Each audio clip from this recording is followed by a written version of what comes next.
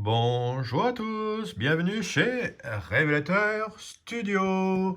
Et c'est le père Jean-Marie Luc qui vient vous rejoindre. Après le succès de la vidéo sur les costumes d'un spectacle, on m'a posé la question comment vous écrivez vos scénarios de comédie musicale. Je vais essayer de faire un grand résumé super rapide en te faisant voir des petits documents et puis à la fin je te fais même voir les secrets de fabrique, comment on a écrit le scénario de la comédie musicale Thérèse de Lisieux. Ça, c'est d'autant plus intéressant que tu pourras venir voir en vrai sur scène le résultat de ce spectacle. Alors, tout de suite, qu'est-ce qu'il faut faire? La première chose que l'on fait, évidemment, on se penche sur son ordinateur. C'est beaucoup de travail parce qu'il faut écrire un scénario. Alors, évidemment, tu vas aller lire les différentes possibilités pour pouvoir écrire un synopsis, les fameux préambules. Mais au fait, c'est quoi un synopsis? Alors, ces textes-là, si jamais ça vous intéresse, je vous les envoie. Comme c'est une vidéo qui se veut rapide, je vous fais que vous faire voir que les documents existent. Mais il va falloir quand même s'y jeter. Ce sont souvent des résumés de bouquins, hein. Mais en effet, mise en place, confrontation, résolution, il va falloir mettre tout ça. L'introduction de l'histoire, introduction du protagoniste, incident déclencheur, passage du premier au deuxième acte, conflit et rencontre, climax médian, ça s'arrange ou pas. D'ailleurs, la dépression, le climax du scénario, la résolution, la conclusion. Si tu arrives déjà à faire ça, ça serait formidable. Mais heureusement, ça c'est un petit peu quand même compliqué, surtout quand tu travailles, puis tu as besoin de recul. Il y a des bouquins qui vont t'aider. Parmi tous ceux que j'ai lus, celui qui m'a le plus inspiré quand même, c'est celui de Christopher Vogler, le guide du scénariste. S'il y en a qu'un, enfin il y en a deux à acheter. Celui-là, tu l'achètes et tu le lis, c'est très impressionnant. C'est très très très fort. Mais il n'y a pas que lui, donc je vais quand même te faire voir des petites choses et puis des résumés de choses que j'ai pu trouver de droite et de gauche en ce qui concerne les fameuses structures scénaristiques. La structure donc d'une histoire permet à ton idée de se construire autour d'un squelette, c'est-à-dire des points de passage obligés autour desquels va s'articuler ton histoire. Il ne s'agit pas de t'imposer une contrainte dans une contrainte, mais de t'aider dans la construction de ton histoire. Donc, Aristote, hein, les fameux, je vais vous faire voir un peu les différentes écoles, bon voilà, on peut appeler ça comme ça. Les 3 points d'Aristote, je vous les passe très rapidement, mais c'est passionnant.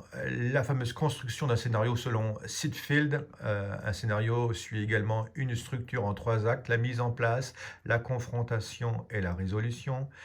La quête de Robert McKay, c'est vraiment intéressant, hein, elle décrit les conflits dans une histoire, il met en avant une histoire basée sur les conflits conscients et inconscients auxquels est confronté le personnage principal.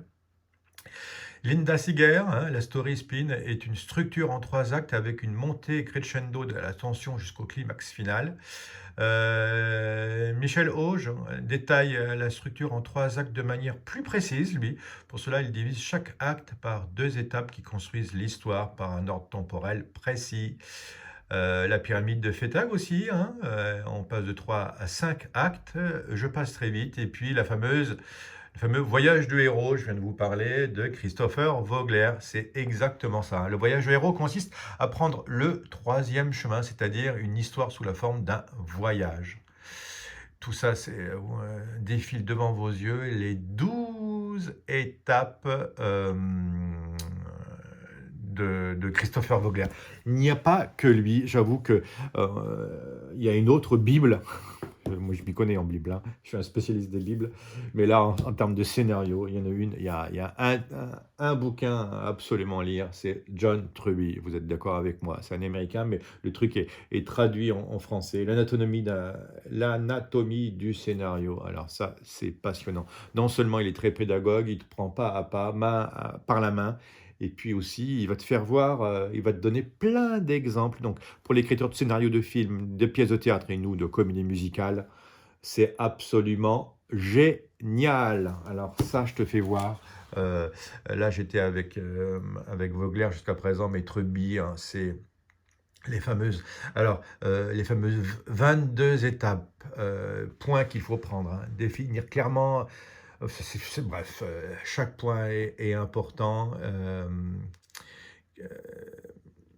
je pourrais peut-être te faire voir d'autres choses sur l'anatomie du scénario, des résumés que j'ai fait du bouquin, parce que, tiens, voilà, là, ça peut vraiment peut-être pas mal t'aider, parce que il faut que tu réfléchisses au menu, hein. L'espace et le temps de l'histoire, la prémisse, les 7 étapes clés de la structure narrative, les personnages, le débat moral, l'univers du récit, le réseau de symboles, l'intrigue, le tissage des scènes, la construction des scènes, et puis l'histoire sans fin. Euh, les 7 étapes, bon bah voilà, je vous les lis parce que c'est capital. Définition des faiblesses du protagoniste, 1. La deuxième, l'apparition du désir, son objectif. 3, l'adversaire ou le protagoniste, il ne faudra jamais l'oublier celui-là. 4, plan du protagoniste pour atteindre son objectif. 5, confrontation entre le protagoniste et l'adversaire. 6, révélation finale. 7, nouvel équilibre. C'est absolument passionnant. Mais je vais faire mieux encore aujourd'hui. Ça, je peux te les envoyer si tu veux, ces textes-là. Mais quand tu auras lu John Truby, tu vas te jeter sur la fameuse prémisse, comment il faut faire pour la décrire. Et puis, si tu n'as pas envie de lire un bouquin, eh bien, je te propose YouTube. Il y a une YouTubeuse qui est absolument géniale. Je fais voir un peu j'ai tout pompé, plein de choses chez elle, hein. Elle est absolument géniale. Elle s'appelle... je cherche son nom. Bah, ouais, je te mettrai en lien les descriptions de cette youtubeuse qui vraiment fait un énorme... Voilà, Elisabeth Gilbert, elle fait un travail remarquable et ben voilà, je te la présente tout de suite. Elle va te dire bien mieux que moi comment t'écris ton scénario. Elle va te donner les explications pas à pas, comment trouver... On se retrouve aujourd'hui pour une nouvelle vidéo où je vais vous parler de ceci, l'anatomie du scénario de John Truby. Je vous en ai souvent parlé en vidéo en vous disant que c'était ma lecture en cours. Bon, voilà, vous avez compris qu'elle va tout expliquer. Si tu as envie de découvrir John Truby lui-même, tu vas voir aussi un beau reportage de lui, enfin une belle interview dans le Gros Journal avec John Truby. L'anatomie du scénario, il vient vous expliquer comment faire tout ça. Mais vous comprenez bien que j'ai pas assez de temps à vous consacrer et puis on pourrait y passer des heures. D'autres l'ont fait bien mieux que moi, donc je te mets en dessous là toutes les explications et à ce stade-là, normalement, tu as lu ça, tu as lu les bouquins, tu t'y connais un petit peu. Et moi, je vais te faire voir Thérèse de Lisieux. Celle-là, je vais te faire voir concrètement un scénario. Je vais te le faire lire. Et puis, comme ça, tu vas pouvoir peut-être... ça va t'intéresser, je pense. Allez, hop, en avant. Voilà le descriptif de notre scénario consacré à Thérèse de Lisieux. Comment on fait un scénario. Je te fais voir tous les descriptifs pas à pas de comment on met en place un scénario. Alors, on passe ici. Alors, le plus important au début, c'est la fameuse prémisse. Dans Thérèse de Lisieux, cette prémisse, hein, c'est un travail colossal à mettre en place, hein. Pour que ce soit intéressant, c'est travailler, retravailler. Mais là, ça sera l'histoire de Louise en quête d'identité et qui part avec sa sœur à New York retrouver son père qu'elle n'a plus vu depuis plusieurs années. Elle sera rejointe chemin faisant par la plus voyageuse des carmélites cloîtrées, Thérèse de Lisieux, qui va guérir ses doutes et l'accompagner de surprise en surprise dans sa quête de sens et compléter son journal intime, l'histoire d'une âme, jusqu'à devenir une femme. Voilà le canevas, le début du canevas que j'ai écrit concernant Thérèse de Lisieux. Et vous allez découvrir scène par scène euh, comment, comment va se nouer l'intrigue. Alors, dans l'acte 1, vous avez vu comment on écrit un scénario. Thème 1, l'ascenseur pour le... Enfin, ça s'appelle à l'aéroport. On a 2 actes, un acte 2 et un acte 1. Dans l'acte 1, on a 6 scènes.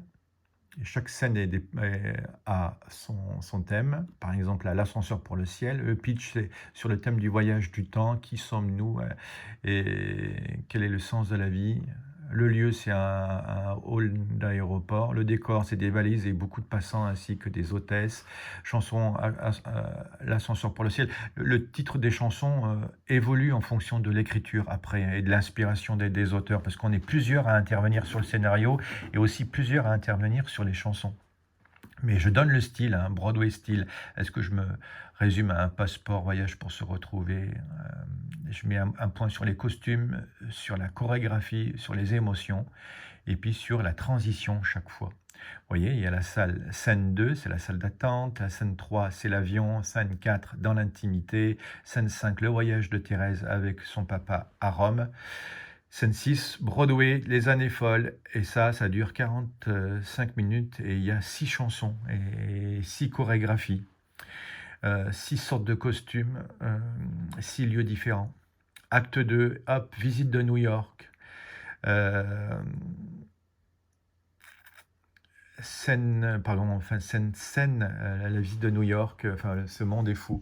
Scène 8, la maladie du papa, l'éloge de la faiblesse. Scène 9, Lisieux et la vie au Carmel. Scène 10, la rencontre avec son père. Scène 11, le pèlerinage à Lisieux. Et scène 12, le final. Toutes les fois, ce que je peux vous faire voir aussi, c'est qu'on a écrit les costumes en parallèle.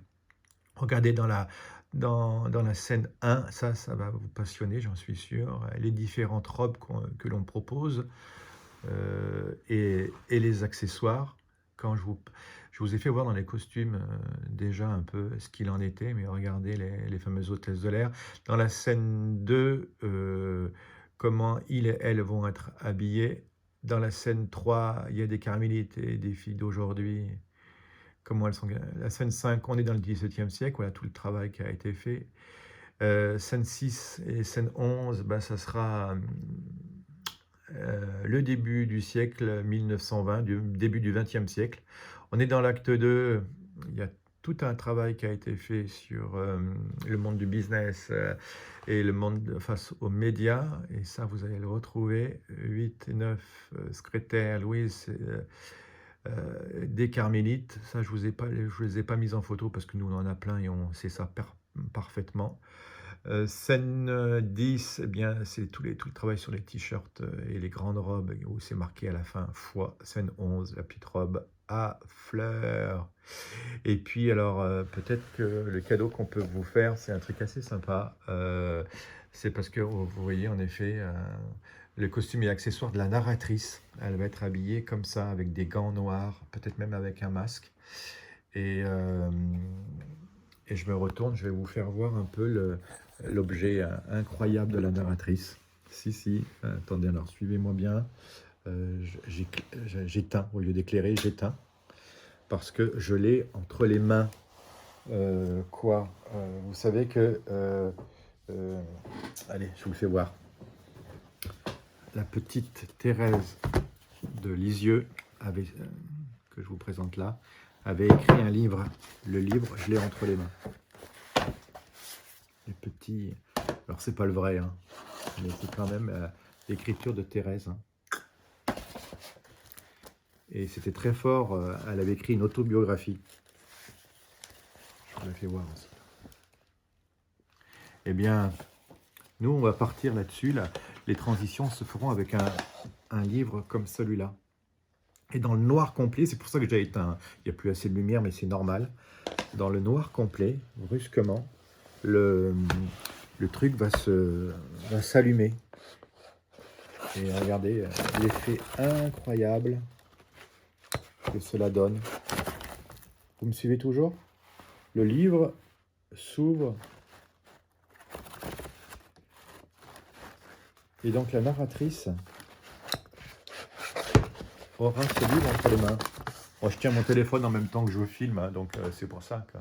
Mais ça va faire, imaginez une nuit, enfin, noire sur scène, et puis la narratrice qui a ça entre les mains.